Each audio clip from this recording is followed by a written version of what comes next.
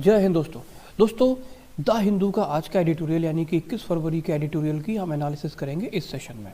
बहुत ही important topic है, बहुत ही रेलिवेंट टॉपिक है और इसको लिखा है हमारे respected vice president Shri M Venkaiah Naidu ने। दोस्तों, इसकी प्रॉपर एनालिसिस करने से पहले मैं आपको ये बता दूं कि इस वीडियो में मैं आपके साथ क्या क्या डिस्कस करूँगा। पहले समरी डिस्कस करेंगे, इस एडिटोरियल को समराइज़ करेंगे, उसको समझेंगे, पूरे कंटेंट को, इशू क्या है, उसमें क्या क्या डेटा फैक्ट्स हैं उसको समझेंगे। उसके बाद मैं आपको बताता जाऊंगा कि इनमें से कौन से पॉइंट हैं जो आपके प्रीलिम्स के लिए इम्पॉर्टेंट हैं, आपके जनरल स्टडी पेपर के लिए इम्पॉर्टेंट हैं।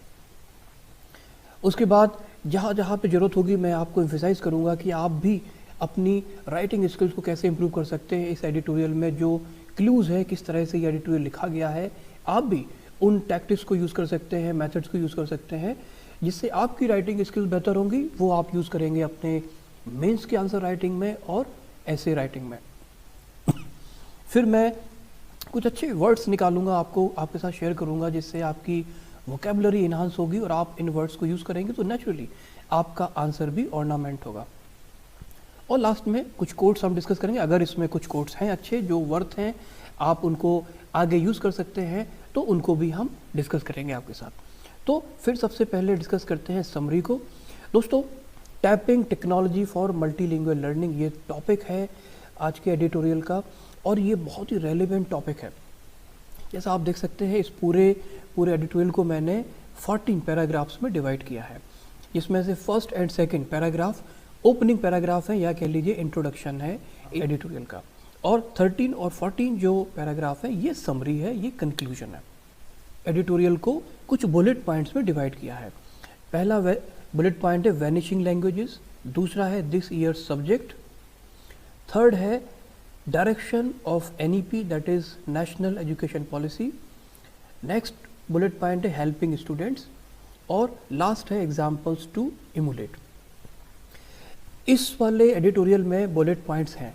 जनरली एडिटोरियल्स में बुलेट पॉइंट नहीं होते हैं, तो उस केस में आपको पढ़ने के बाद खुद से बुलेट पॉइंट बनाने हैं, जनरेट करने हैं। कारण क्या है, अगर आप बुलेट पॉइंट्स लिख लेते हैं, बना लेते हैं, तो ये आपको इजी होगा रिवाइज करने में और मेंस के एग्जाम में बड़ी हेल्प होगी, क्योंकि अगर आपको बुलेट पॉइंट याद है तो आप उनको डेवलप कर सकते हैं अपने आंसर के लिए। तो बुलेट पॉइंट्स हमेशा आपको बनाने हैं। इस एडिटोरियल में बुलेट पॉइंट्स ऑलमोस्ट बने हुए हैं। अगर किसी भी एडिटोरियल में नहीं बने होते हैं तो आपको डेवलप करने होते हैं। 5 से 7 10 मैक्सिमम बुलेट पॉइंट्स बना के रखिए और उन्हीं के बेसिस में आप इसको डेवलप कर सकते हैं आंसर को। एडिटोरियल का जो कोर है वो है किसी भी कंट्री का डेवलपमेंट, किसी भी कंट्री की ग्रोथ इस बात पर डिपेंड करती है कि उसके जो सिटीजन्स हैं वो अपनी मदर टंग को कितना यूज़ करते हैं। यानी कि कितना यूज़ करने से मतलब हुआ कि जो उनका एजुकेशन है, जो उनका ग्रूमिंग है, डेवलपमेंट है, क्या वो मदर लैंग्वेज के मीडियम से हो रहा है या दूसरी लैंग्वेज के थ्रू हो रहा है।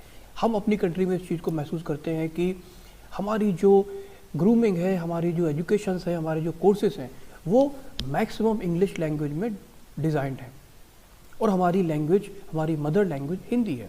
और इस लैंग्वेज के कन्फ्लिक्ट, इस लैंग्वेज के डिफरेंस की वजह से बहुत ज़्यादा सफरिंग होती है कैंडिडेट्स की। ये हम सभी लोग पर्सनली फील करते हैं। तो ये इसका एक कोर इशू है कि किसी भी कंट्री की ग्रूमिंग के लिए, डेवलपमेंट के लिए ज़रूरी है कि वहाँ के सिटीजन्स की जो लर्निंग है, जो उनका ग्रूमिंग है, वो मदर टंग में हो। इसको सर ने मेंशन किया है, वाइस प्रेसिडेंट सर ने मेंशन किया है, direction of NEP national education policy. ये ज़रूर आप नेशनल एजुकेशन पॉलिसी आप पढ़ लीजिए 2020 में जो आई है, क्योंकि ये आपके मेंस के लिए इम्पॉर्टेंट है।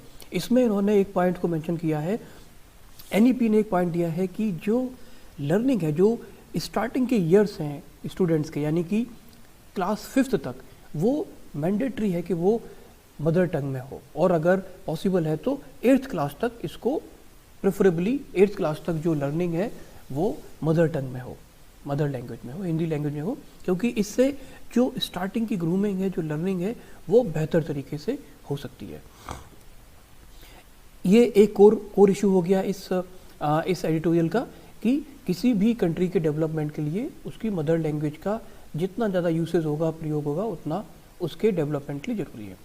दूसरा इसका इम्पॉर्टेंट कोर पॉइंट है कि लैंग्वेजेस का प्रिजर्वेशन। काफ़ी सारी लैंग्वेजेस जो वर्ल्ड में बोली जाती हैं वो टाइम के साथ डाई आउट हो रही हैं, पैरिश हो रही हैं और उनको प्रिजर्व करने की ज़रूरत है। 99 में यूनेस्को का जनरल कॉन्फ्रेंस हुआ था, उसमें इस बात को डिस्कस किया गया था और उसी समय ये डिसाइड हुआ था कि 21 फरवरी को इंटरनेशनल मदर लैंग्वेज डे के फॉर्म में मनाया जाएगा। आज 21 फरवरी है तो इंटरनेशनल मदर लैंग्वेज डे है, ये डिसाइड हुआ था उस समय। और ये आपके प्रीलिम्स के लिए इंपॉर्टेंट है, याद रखिएगा कि इंटरनेशनल मदर लैंग्वेज डे कब मनाया जाता है। और अगर ये इस साल का जो थीम है इंटरनेशनल मदर डे 2022 का, आपको ये थीम भी याद रखना पड़ेगा। ये थीम आप देखिए पैराग्राफ 5 में मैंने मेंशन किया है। थीम है using technology for multilingual learning challenges and opportunities. ये आपके प्रीलिम्स के लिए इंपॉर्टेंट है। तो सेकंड इंपॉर्टेंट पॉइंट है इसका कि जो लैंग्वेजेस पैरिश हो रही हैं उनको प्रिजर्व करने की ज़रूरत है। थर्ड इंपॉर्टेंट पॉइंट है इस एडिटोरियल का कि टेक्नोलॉजी को हम लेवरेज करके, टेक्नोलॉजी को यूज़ करके किस तरह से हम स्टूडेंट्स को हेल्प कर सकते हैं। यानी टेक्नोलॉजी को यूज़ करके हम उनके कोर्सेज़ को जो ग्रेजुएशन के कोर्सेज़ हैं, हायर एजुकेशन के कोर्सेज़ हैं, उनको हम ट्रांसलेट करें रीजनल लैंग्वेजेस में, जो कि बहुत बड़ी हेल्प साबित हो सकती है। और इसी के रेफरेंस में उन्होंने मेंशन किया है कि AICTE और IIT मद्रास, AICTE हुआ all India council for technical education, AICTE और IIT मद्रास ने कोलैबोरेशन किया है और उन्होंने एक ई-लर्निंग प्लेटफॉर्म जनरेट किया है जिसका नाम है स्वावयम। स्वावयम का फुल फॉर्म है study webs of active learnings for young aspiring minds. ये आप इसका फुल फॉर्म याद रखें, ये आपके प्रीलिम्स के लिए इंपॉर्टेंट है। और साथ ही साथ जो 8 लैंग्वेजेस की बात हुई है उसमें तमिल, हिंदी, तेलुगु, कन्नड़ा, बंगाली, मराठी, मलयालम एंड गुजराती, ये 8 लैंग्वेज हैं। ये लैंग्वेजेस भी आपको याद रखनी होंगी क्योंकि प्रीलिम्स में क्वेश्चन आ सकते हैं कि स्वावयम क्या है और इसमें कौन कौन सी लैंग्वेजेस एम्बेडेड है। और ये जो प्रयास किया जा रहा है AICTE और IIT मद्रास का, जिसमें ये लोग इस ई लर्निंग प्लेटफॉर्म के थ्रू जो कोर्सेस हैं उसको कन्वर्ट करेंगे रीजनल लैंग्वेजेस में। तो इसका पहला पॉइंट हो गया इम्पॉर्टेंट कि किसी भी कंट्री के डेवलपमेंट के लिए ज़रूरी है मदर लैंग्वेज का यूज़ होना। दूसरा इंपॉर्टेंट पॉइंट हो गया कि जो लैंग्वेजेस वैनिश हो रही हैं, ख़त्म हो रही हैं, उनको प्रिजर्व करने के लिए। और थर्ड पॉइंट हो गया जो टेक्नोलॉजी है, टेक्नोलॉजी को लेवरेज करके किस तरह से हम स्टूडेंट्स को हेल्प कर सकते हैं। दोस्तों, अगर ये 3 कोर पिलर्स को अगर आप समझ लेते हैं तो आप इस पूरे एडिटोरियल को समराइज़ कर सकते हैं। अब हम देखते हैं कि इसमें प्रीलिम्स के लिए आपके और कौन कौन से क्वेश्चन बन सकते हैं। सेकंड पैराग्राफ में उन्होंने फॉर्मर यूनेस्को डायरेक्टर जनरल को मेंशन किया है, कोइचिरो मत्सुरा।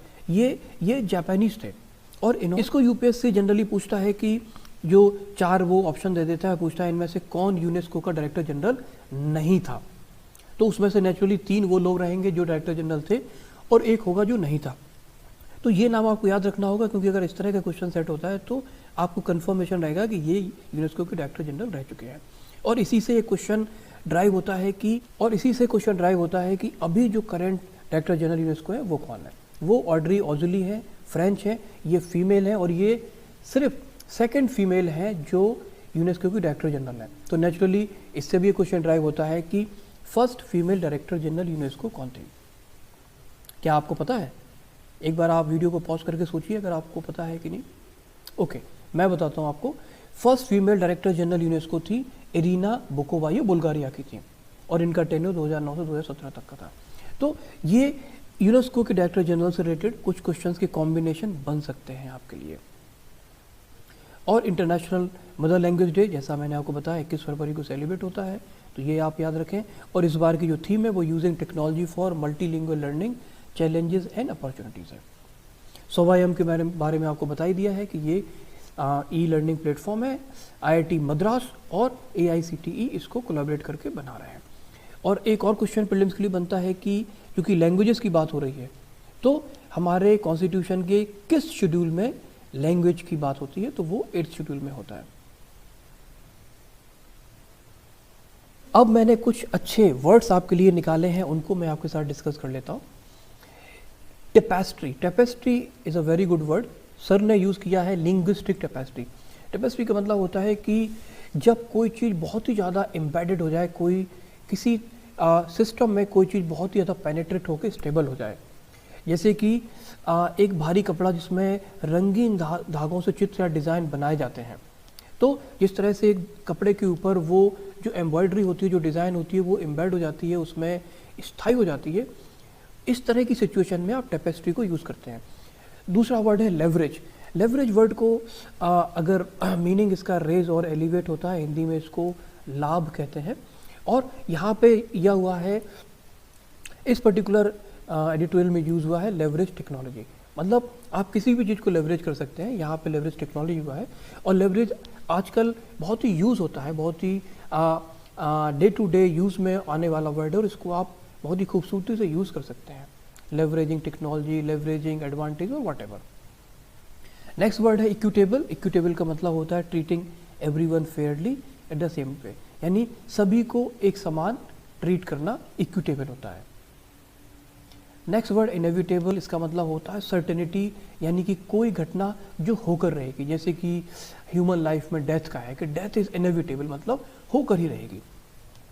नेक्स्ट वर्ड है प्रीडिकेटेड। इसका मतलब होता है to say that something is true, यानी कि किसी चीज़ को स्थापित करना, किसी चीज़ को वेरीफाई करना कि ये चीज़ सही है, प्रेडिकेटेड। नेक्स्ट वर्ड है कंडेंसेंडिंग। ये भी वर्ड आजकल बहुत यूज़ हो रहा है, बहुत इन वोग है, बहुत ही कल्चर में है। तो इसका मतलब होता है showing an attitude of patronising superiority. जैसा कि ब्रिटिशर्स ने किया था, उनका एटीट्यूड था, उन्होंने अपनी सुपीरियरिटी को पेट्रोनाइज किया था इंडिया में। आप इनको अगर अपने वोकेबलरी में रखेंगे, अपने शब्दकोश में रखेंगे, आप ज़रूरत पड़ने पे यूज़ कर सकते हैं अपने आंसर्स में। और दोस्तों अब बात करते हैं इसमें किस तरह से आंसर राइटिंग की गई है, जिसको कि आप भी यूज़ कर सकते हैं। देखिए पहले दो पैराग्राफ हैं, पैराग्राफ 1 और 2। ये ओपनिंग पैराग्राफ है, इंट्रोडक्शन है। बहुत ही खूबसूरती से वेंकैया नायडू सर ने इसको इंट्रोड्यूस किया है। और लास्ट के दो पैराग्राफ समरी है। उन्होंने बताया कि किस तरह से यूरोपियन कंट्रीज़ और एशियन पावर हाउसेज कंट्रीज, जिसमें चाइना, जापान, कोरिया इंक्लूडेड है, इन्होंने इंग्लिश लैंग्वेज को बहुत ज़्यादा अपने कल्चर में इंक्लूड नहीं होने दिया। इन्होंने अपनी मदर लैंग्वेज को ही हमेशा प्रेफरेंस दिया, और यही एक बहुत बड़ा कारण है इन कंट्रीज़ के डेवलपमेंट का। ये उन्होंने कंक्लूजन में मेंशन किया है। साथ ही साथ आप देख सकते हैं कि किस तरह से उन्होंने डिफरेंट टाइम पे कोट्स किए हैं। उन्होंने यूनेस्को के जनरल कॉन्फ्रेंसेस के इश्यूज़ को कोट किया है, उन्होंने यूनेस्को के डायरेक्टर जनरल्स के पॉइंट्स को उन्होंने कोट किया है, उन्होंने नेशनल एजुकेशन पॉलिसी को कोट किया है। उसके बाद सर सीवी रमन जो हमारे महान साइंटिस्ट थे, उनको उन्होंने कोट किया है। तो जब भी आपको कोई इम्पॉर्टेंट पॉइंट मेंशन करना हो, आप कोशिश करिए कि उसके पहले आप उसको किसी से कोरिलेट करें, कनेक्ट करें, और उसके बाद आप बताएं। अगर आप भी इस चीज़ को यूज़ करें, क्योंकि जब आप किसी लर्नेड स्कॉलर को कोट करके अपनी बात को कहते हैं, कनेक्ट करते हैं लर्नेड स्कॉलर के पॉइंट को, और उसके बाद अपने पॉइंट को जब आप कनेक्ट करते हैं, तो आपका लिखने का तरीका है वो काफ़ी इम्पैक्टफुल हो जाता है। तो आप इस एडिटोरियल को आप अपने पास रख सकते हैं। ये एक अच्छा आंसर राइटिंग का एक स्पेसिमेन है, आप इसको आगे यूज़ कर सकते हैं। इसमें पैरा 2 में आप देख सकते हैं कोड, जिसमें former UNESCO director general Shri Koichiro Matsuura, इन्होंने बोला था the language we learn from our mothers is the homeland of our innermost thoughts. बहुत ही अच्छा कोड है, आप इसको यूज़ कर सकते हैं, मेंशन कर सकते हैं। और दूसरा अच्छा कोड है पैरा 6 में आप देख सकते हैं, जिसमें वेंकैया नायडू सर ने बोला है spectacles can function only if there is eyesight, यानी कि चश्मे तभी काम कर सकते हैं जब आँखों की नज़र सही हो। बहुत अच्छा कोड है, इसको भी आप यूज़ कर सकते हैं। ये वीडियो आपको कैसा लगा आप कमेंट बॉक्स में मेंशन करें। अगर अच्छा लगा तो इसको लाइक करें, और अगर आप चाहते हैं कि इस एडिटोरियल के डिस्कशन में हम कुछ और भी पॉइंट्स ऐड करें तो आप कमेंट बॉक्स में मेंशन कर सकते हैं। Friends, I am wishing you very best of luck, stay safe, stay healthy and do take very good care of yourself. जय हिंद दोस्तों।